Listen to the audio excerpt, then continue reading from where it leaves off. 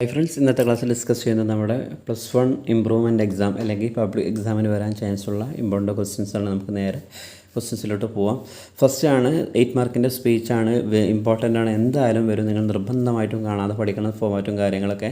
Next ആണ് appreciation, 8 മാർക്കിൻ്റെ question, unknown poem ആയിരിക്കും.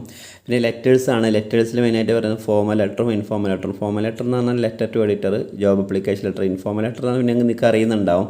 പിന്നെ എസ്സേ ഓർ ആർട്ടിക്കൽ, ടോപ്പിക്കിനെ പറ്റി എക്സ്പ്ലെയിൻ ചെയ്യുക. ട്രാവൽ എസ്സേ, നമ്മുടെ പേഴ്സണൽ ആയിട്ടുള്ള എക്സ്പീരിയൻസ്, ട്രാവൽ ചെയ്യുമ്പോഴുള്ള എക്സ്പീരിയൻസ് ഷെയർ ചെയ്യുക. പിന്നെ ട്രാവൽ ബ്രൗഷർ എന്ന് പറഞ്ഞാൽ ടൂറിസ്റ്റ് പ്ലേസിനെ പറ്റി ഡീറ്റെയിൽഡ് ആയ എക്സ്പ്ലനേഷനാണ് ട്രാവൽ ബ്രൗഷർ.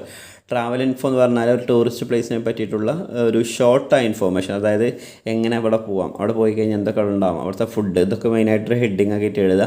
പിന്നെ നെക്സ്റ്റ് ആണ് ക്യാരക്ടർ സ്കെച്ച്. നമുക്ക് എന്തായാലും വരുന്നൊരു ക്വസ്റ്റ്യനാണ്. പ്രൊഫൈല് നമുക്ക് 10th നിന്ന് പഠിച്ചാണ്. റിപ്പോർട്ട് റൈറ്റിംഗ്, അതായത് നമ്മുടെ സ്കൂളിൽ ഒരു പ്രോഗ്രാം നടന്നു കഴിഞ്ഞാൽ ആ പ്രോഗ്രാമിൻ്റെ റിപ്പോർട്ട് തയ്യാറാക്കുക. പിന്നെ ന്യൂസ് പേപ്പർ റിപ്പോർട്ട്, നമുക്കറിയാം നമ്മൾ സാധാരണ കാണാറുള്ള പത്രങ്ങൾ ന്യൂസ് പേപ്പർ റിപ്പോർട്ട് കാണാറുള്ള അതേ മോഡൽ എഴുതുക. പിന്നെ നെക്സ്റ്റ് ആണ് റൈറ്റപ്പ് എന്ന് പറഞ്ഞാൽ ഒരു പാരഗ്രാഫാക്കി എഴുതുക. പ്രിസൈസ് റൈറ്റിംഗ് എന്ന് പറഞ്ഞാൽ ഒരു ലെങ്തി പാരഗ്രാഫിന് എന്ത് ചെയ്യുക, ഷോർട്ട് ആക്കിയിട്ട് എഴുതുക. ഓക്കെ, അതാണ് പ്രിസൈസ് റൈറ്റിംഗ്.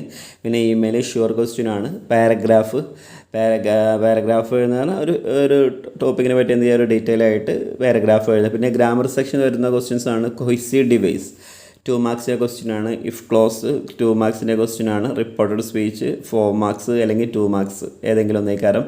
Concord 2 marks. പിന്നെ ആക്റ്റീവ് ആൻഡ് പാസീവ് വോയിസ്, ഇതിലേതെങ്കിലും ഒന്നേ ചോദിക്കുകയുള്ളൂ. ഇപ്പോൾ ഈ അവസാനം പറഞ്ഞ 6 ഗ്രാമർ സെക്ഷനാണ്, ബാക്കിയൊക്കെ റൈറ്റിംഗ് സെക്ഷനാണ്.